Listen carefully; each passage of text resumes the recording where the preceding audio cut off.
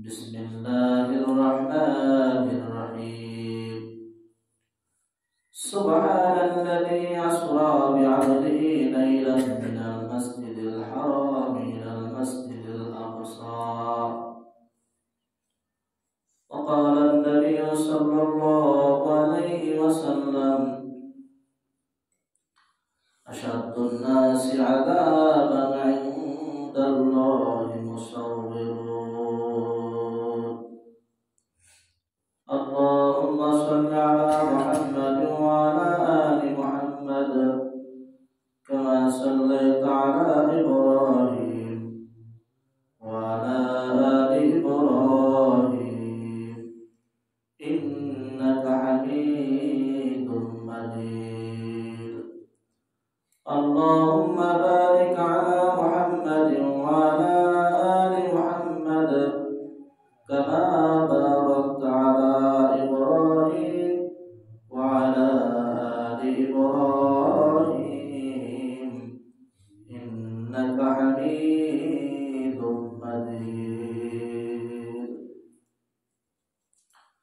الحمد لله الله تبارك وتعالى দরবারে লাখো কোটি শুকর ও সুজুদ যে রব্বে করিম আপনাকে আমাকে দুনিয়ার সমস্ত ঝামেলা থেকে পার করে জুমার নামাজ আদায় করার উদ্দেশ্যে মালিকের ঘরে আসার মতো বসার মতো তৌফিক দান করছে এজন্য সেই মহান সত্তার দরবারে অন্তরের অন্তরস্থল থেকে কালিমাত শুকরিয়া আদায় করে বলি আলহামদুলিল্লাহ। আমি পবিত্র কালামুল্লাহ শরীফ থেকে সূরা বনী ইসরাঈলের প্রথম নম্বর আয়াতের কিছু অংশ তেলাওয়াত করছি। শেষ নবী বিশ্ব নবী জনাব মুহাম্মদ রাসূলুল্লাহ সাল্লাল্লাহু আলাইহি ওয়াসাল্লামের অসংখ্য অগণিত হাদিস শরীফ থেকে সহিহ একটা হাদিস তেলাওয়াত করছি। এই আয়াত এবং হাদিসের দিক লক্ষ্য করে কিছু কথা বলতে থাকা শুনতে থাকা আল্লাহ তাবারক ওয়া তাআলা যেন প্রত্যেককে এই কথার উপর আমল করে জিন্দেগি গঠন করে কবরে যাওয়ার তৌফিক দান করবেন। যেহেতু এই মাসটা রজব মাস, এই মাসে আপনার আমার নবী দুনিয়ার জমিনে হায়াত থাকা অবস্থায় আল্লাহ তাআলা তাকে তার বাড়ি নিয়ে সাক্ষাৎ করছে। জান্নাতে যাওয়ার আগে, জান্নাত জাহান্নাম তো মরার পরে নাকি, কিন্তু আপনার আমার নবী জনাবে মুহাম্মদ রাসূলুল্লাহ সাল্লাল্লাহু আলাইহি ওয়াসাল্লাম হায়াত শেষ হওয়ার আগে কিছু হায়াত বাকি থাকতে আমার আল্লাহ তাআলা এই মাসের 27 তারিখ, আরবি আজকে 16 তারিখ, কয় তারিখ? 16 তারিখ, 27 তারিখে দুনিয়া থেকে আল্লাহর বাড়ি নিয়ে সরাসরি ভাবে আল্লাহ তাআলার সাথে কথা বলছে, বলেন না সুবহানাল্লাহ।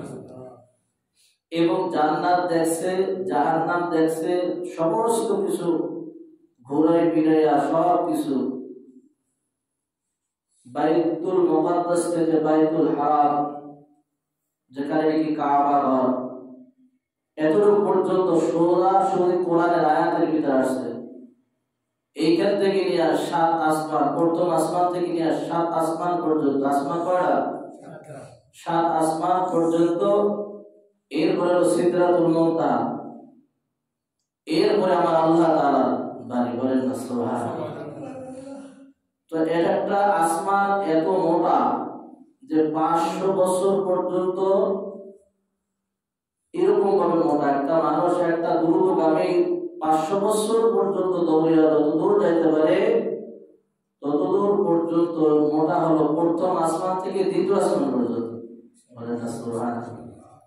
তো এই এক রাইতে আল্লাহ রাসূল এই সব কিছু করেছে। এটাকে বলা হয় কোরআনের ভাষায় রাত্রি ভ্রমণ। কি ভ্রমণ? রাত্রি ভ্রমণ। সব কিছু ঘুরাইয়া জান্নাতের নাজ নেয়ামত সব কিছু দেখা গেছে। জাহান্নামের ভিতর যাইয়া জাহান্নামীদের কি আযাব এবং শাস্তি কি গজব হবে এগুলাও আল্লাহ রাসূল সচক্ষে দেখে আসা আল্লাহর সাথে কথা বইলা আবার ওই রাত্রেই গেছে। আল্লাহু আকবার। তো এই ঘটনাটা অনেকে মানে না, নাস্তিকরা মানে না, যা দেখি না তা মানি না, আছে না নাই? কবর আযাব দেখি না তো আমরা মানি না, বলেন নাউজুবিল্লাহ। আজকেও দেখতেছিলাম দোস্ত একজন হাফেজে কোরআন, যার সিনার ভিতর আল্লাহ তাআলা 30টা পারা হেফাজত করে রাখছে। এই হাফেজ যখন মৃত্যুবরণ করছে 10 বছর পরে লাশ জীবিত অবস্থা, অর্থাৎ এখন মর্গে যেরকম অবস্থা থাকে এই অবস্থায় একটু কাপড়ের কাপড় না কালা হয়েছে, না নষ্ট হয়েছে, না চেহারার ভিতরে কোনো রকমের পরিবর্তন আসছে, কিচ্ছু হয় নাই, বলেন না সুবহানাল্লাহ। তার কবরে শান্তি সুখ আছে না নাই? সব কিছু কবরে আছে, কথা বলেন ঠিক কিনা? তাই যখন না হবে 10 বছর মানুষ কবরে মাটির তলে থাকার পরে যে মানুষ কেবল মাত্র মারা গেলে যেরকম ভাবে তরুতাজা থাকে সবকিছু বোঝা যায়, কেবল সবে মাত্র ঘুমাই রয়েছে, এই অবস্থায় এই ব্যক্তিকে দেখা গেছে, বলেন না সুবহানাল্লাহ। তো আল্লাহ আছে না নাই? অবশ্যই আমার আল্লাহ আছে। তো নাস্তিকরা বলে, যারা নাস্তিক এদের প্রত্যেকের জন্য তো একজন পিতা আছে না নাই? অবশ্য বৈধ অবৈধ সেটা ভিন্ন কথা, কিন্তু তারা পিতা মানে কি মানে না? যে আল্লাহরে দেখি না সে আল্লাহরে মানে না, বলেন না নাউজুবিল্লাহ। আল্লাহ বলে নাই, যে আল্লাহরে দেখি না সে আল্লাহর হুকুম আমরা মানি না, বলেন নাউজুবিল্লাহ। তো এই নাস্তিকদের জবাব আমার আল্লাহ তাআলা দিয়েছে। কিরকম ভাবে দিয়েছে? প্রত্যেক নাস্তিকের একজন বাবা আছে, সে বাবা ডাকে তারে, কথা ঠিক কিনা? পৃথিবীতে একমাত্র মাই বলতে পারবে যে এই সন্তানটা আমার। কি বলতে পারবে? পৃথিবীতে কোনো বাপ এই স্বীকৃতি দিতে পারবে না যে এইটাই আমার সন্তান। 100% এইটা স্বীকৃতি কোনো বাপ দিতে পারবে না, একমাত্র মাই বলতে পারবে এই সন্তানটা আমার, কথা ঠিক কিনা? তো এই নাস্তিকরা যেহেতু আল্লাহকে মানে না, কাকে মানে না? আল্লাহকে মানে না। তো নাস্তিকদের জবাব আমার কিভাবে আল্লাহ তাআলা দিয়েছে শুনেন। প্রত্যেকের আল্লাহকে দেখি না, কেন দেখি না? আল্লাহকে দেখে যদি আমরা ঈমান আনতাম তো আমাদের ঈমান ওইভাবে দামি হইত না, কথা বলেন ঠিক কি? তো দেখে ঈমান আনা এক জিনিস, না দেখে বিশ্বাস করা ভিন্ন জিনিস।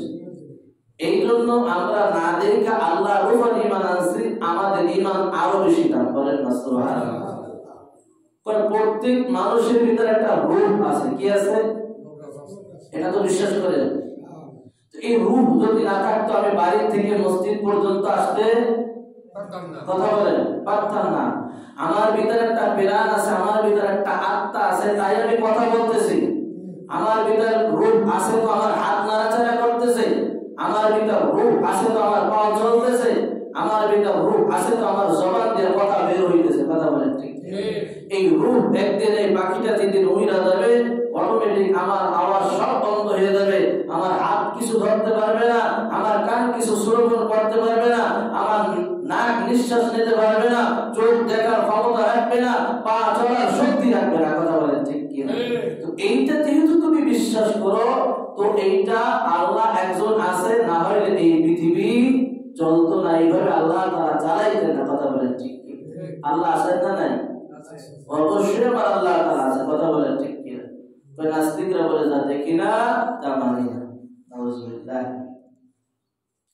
হযরত আলী রাদিয়াল্লাহু তাআলা বিশ্বনবী কলিজার টুকরা জনাব মুহাম্মদ রাসূলুল্লাহ সাল্লাল্লাহু আলাইহি ওয়াসাল্লামের জামাতা।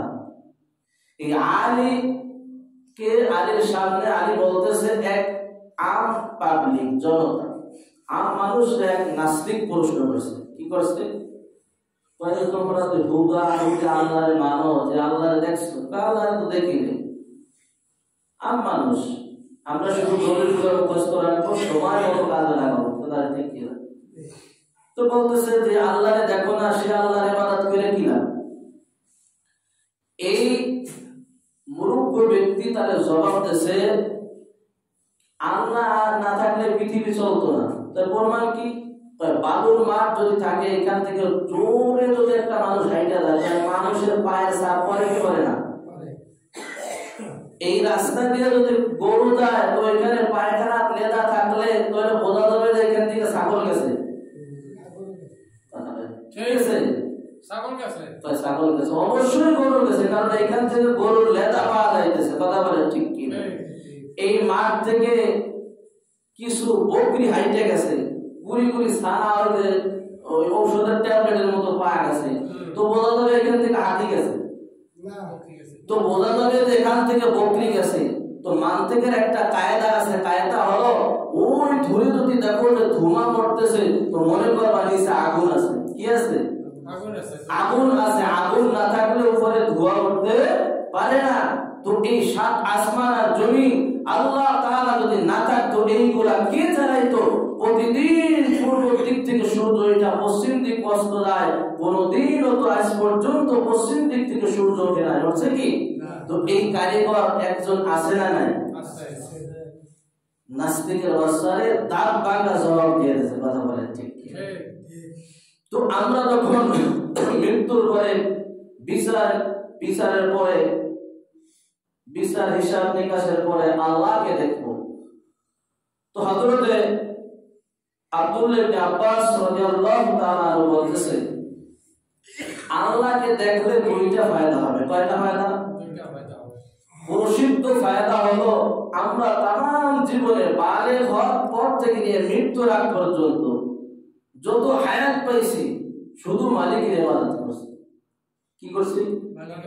মালিকের ডাকাডাকি করছি। এই যে কষ্ট মুজাহাদা, এই মসজিদে আসা যাওয়া, আল্লাহকে তালাশ করা, এই যে একটা কষ্ট পেরেশানির ভিতরে এই মালিককে তো দুনিয়া দেখলাম না, ওই দিন সশরীরে আল্লাহকে দেখতে পারবে। বলেন না সুবহানাল্লাহ। রাইসুল মুফাসসিরিন হযরত আব্দুল্লাহ ইবনে আব্বাস বলতেছে, পূর্ণিমার চাঁদ দেখতে যেমন মানুষের কোনো বেরাবেরি আর বেরাবেরি করা লাগে না, স্বয়ং যার জায়গা থেকে সে প্রত্যেকের জায়গা থেকে চাঁদ, পূর্ণিমার চাঁদ সুন্দরভাবে দেখতে পারে, ঠিক আল্লাহ তাআলাকে জান্নাতে যায় ওইভাবে দেখতে পারবে, ওর সাথে আরো পরিষ্কার দেখতে পারবে। বলেন না সুবহানাল্লাহ। কোনো ঠেলাঠেলি লাগবে না। এর উল্লেখযোগ্য একটা ফায়দা যে সারা জীবন ইবাদত করলাম, মালিককে দেখলাম না, এই মালিককে জান্নাতে গেলে দেখা যাবে। দুই নম্বর ফায়দা হলো জান্নাতের ভিতর যত বড় নিয়ামত আছে, সবচেয়ে বড় নিয়ামত হলো মালিকের দিদার। কি? মালিকের দিদার। কার দিদার? আল্লাহ আমাকে দেখবে, আমি আল্লাহকে দেখবো, মন হইল আল্লাহু আকবার। সাধারণত দুনিয়ায় প্রেমিক প্রেমিকার জন্য কি পাগল হয়ে যায়। কথা ঠিক? লায়লা মজনুর ঘটনা আপনারা জানেন না? কি না করছে, আরে আল্লাহ, মজনু পাগল হয়ে গেছে। তার বাপ যে বাদশাহ, সেই বাদশাহের কোনো খবর নাই, শুধু লায়লা লায়লা লায়লা লায়লা লায়লা।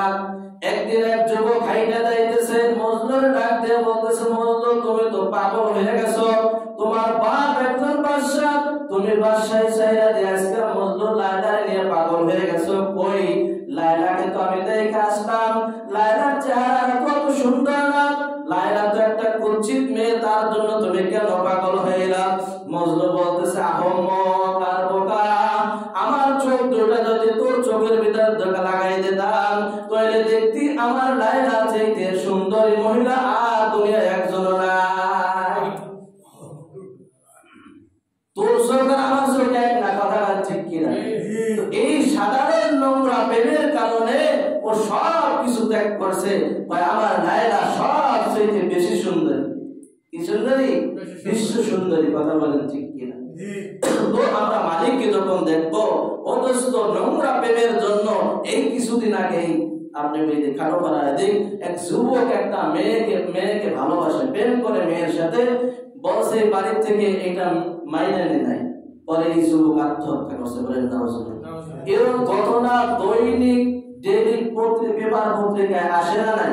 অভাব নাই।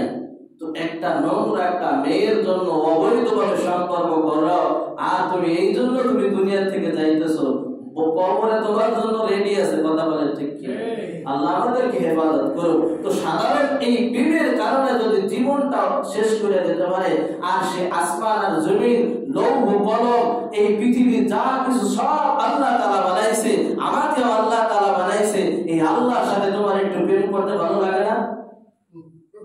তো এই প্রেমিক তোমাকে সশরীরে, রাসূল বলে রাআইতু বিআইনায়া, আল্লাহ এই আর আমি এই, এক বিঘা তো জায়গা ফাঁকা নাই, এই যে আল্লাহ এই যে আমি, বলেন না সুবহানাল্লাহ। 27 বছর পর্যন্ত আমি আমার মালিকের সাথে প্রেম করছি। এই প্রেমিক তোমাকে জন্য অপেক্ষা করতেছে, এই প্রেমিক তোমাকে সাথে দেখা করার জন্য। আর শেষ রাইতে ডাকে, হ্যাঁ আব্দুর রহমান দেখো, আল্লাহ আমি আল্লাহ তাআলা প্রথম আসমানে আয়েশা তোমার জন্য ডাকাডাকি করতেছি, তোমার কি প্রয়োজন আজকে ওঠো, আজকে ওঠা ঠান্ডা পানি দিয়া একটু পুত পবিত্র হইয়া আমার মসজিদে যাইয়া দুইটা সিজদা কইরা তুমি আমার কাছে হাত তোলো, আর তুমি কি চাইবা আমি আল্লাহ তোমাকে দেওয়ার জন্য আছি। তো আমরা একদিনে তো প্রেমিকের সাথে কথা বললাম, বলছি না, একদিনে বলি। তো দোস্ত বলতেছিলাম, এই এক রাতে আল্লাহ তাআলার বাড়িতে আল্লাহ রাসূল সাল্লাল্লাহু আলাইহি ওয়াসাল্লাম আবার ফিরে আসছেন। সে রাতটা হলো 27 রজব। এই রাতে আল্লাহ তাআলা আল্লাহ রাসূল সাল্লাল্লাহু আলাইহি ওয়াসাল্লামকে কিছু সময়ের জন্য ভ্রমণ করানোর জন্য সর্বপ্রথম আল্লাহ তাআলা বাইতুল মুকাদ্দাস থেকে বাইতুল হারাম থেকে বাইতুল মুকাদ্দাস পর্যন্ত আল্লাহ নবীকে আল্লাহ তাআলা নিয়ে গেছে। শুরুতে একটা কথা আমরা জানবো, যেহেতু আল্লাহ তাআলা বলছে সুবহানাল্লাযী, সুবহান শব্দের অর্থ হলো পবিত্র। সুবহান শব্দের অর্থ কি? আল্লাহ তাআলা পবিত্র। কিসের থেকে পবিত্র? অক্ষমতা থেকে পবিত্র। যে মিরাজের ঘটনাতে শুনবে সেই বলবে সুবহানাল্লাহ, কারণ এই ঘটনা যেহেতু নবীর ঘটনা, কারণ সুবহান শব্দ আমার আল্লাহ ব্যবহার করছে। কথা বলেন ঠিক কিনা? কারণ যে শুনবে, যে অংশ শুনবে, যে শেষের অংশ শুনবে, শুরুর অংশ শুনবে, মাঝের অংশ শুনবে, সে বলবে সুবহানাল্লাহ। এটা কিভাবে সম্ভব? এটা কিভাবে সম্ভব? আমার আল্লাহ বলে তুমি অক্ষম, আমি অক্ষম তবে পবিত্র, আমি সুবহান, এই জন্য আমি আল্লাহ তাআলা সুবহান দ্বারা আমার বন্ধুর ঘটনা টানতেছি। বলেন না সুবহানাল্লাহ। সুবহানাল্লাযী আসরা বিআবদিহি লাইলাম মিনাল মাসজিদিল হারাম ইলাল মাসজিদিল আকসা। পবিত্র সেই সত্তা যিনি তার বন্ধুকে মুহাম্মদুর রাসূলুল্লাহ সাল্লাল্লাহু আলাইহি ওয়াসাল্লাম বাইতুল মুকাদ্দাস থেকে বাইতুল হারাম পর্যন্ত আল্লাহ তাআলা নিয়ে গেছে। বলেন না সুবহানাল্লাহ। এতটুকু ঘটনা কোরআনে কারীমের ভিতর পাওয়া যায়, বাকি মিরাজের ঘটনা ইতিহাসের কিতাবের ভিতর সব সুন্দরভাবে সাজায়া আল্লাহু আকবার এমন ভাবে লিপিবদ্ধ করে গেছে, কিয়ামত পর্যন্ত যত আলেম উম্মত আসবে এর থেকে নসিহত গ্রহণ করবে আর এইভাবে তারা জীবন যাপন করবে। বলেন না সুবহানাল্লাহ। আবু তালেবের এক মেয়ের নাম হলো উম্মে হানি। কি নাম? আল্লাহ রাসূল সাল্লাল্লাহু আলাইহি ওয়াসাল্লাম এশার নামাজ পড়ার পরে উম্মে হানির ঘরে যায়া খানা পিনা খাইয়া কেবলমাত্র শুইছে বিছানায়। তো পুরাপুরি ঘুম আসে নাই, আবার পুরাপুরিও সজাগ না, এমন একটা সময় আছে না নাই? পুরাপুরি ঘুমিও না, আবার পুরাপুরি সজাগ না।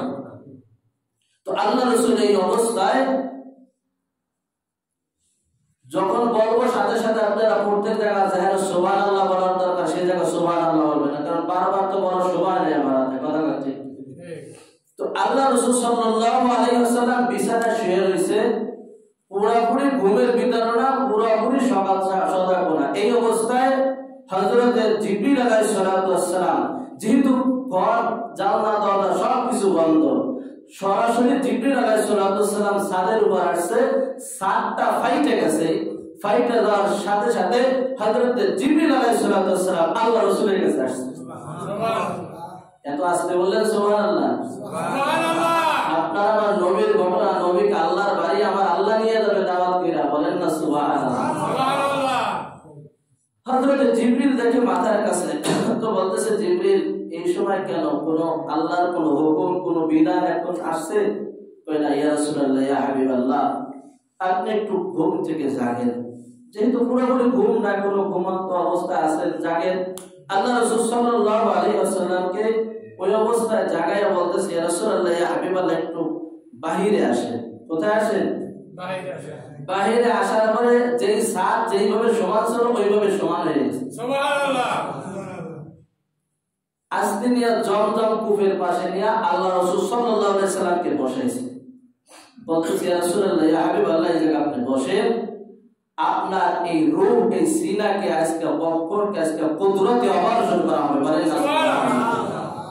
আল্লাহ রাসূলের এই সিনা, এই রূহকে 4 বার কুদরতে অপারেশন করা হয়েছে জীবনে, হায়াতে 63 বছরের হায়াতে 4 বার অপারেশন করা হয়েছে। কয়বার? 4 বার। এক নম্বর হলো 8 বছর বয়সে একবার, না 4 বছর বয়সে একবার কুদরতি অপারেশন, 10 বছর বয়সে একবার কুদরতি অপারেশন হয়েছে, 40 বছর বয়সে একবার কুদরতি অপারেশন হয়েছে, শেষ অপারেশন হয়েছে মেরাজের রজনীতে। বলেন না সুবহানাল্লাহ। কয়বার বক্ষপাত হয়েছে? 4 বার।